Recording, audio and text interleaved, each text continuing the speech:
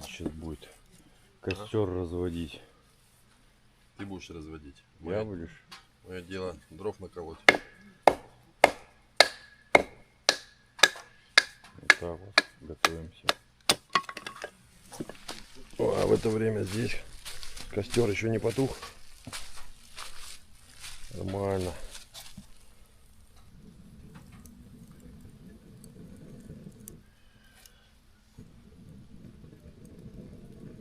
Ветер, ветер, ты могуч, ты гоняешь стаи туч. Вот, капушки, козлятушки.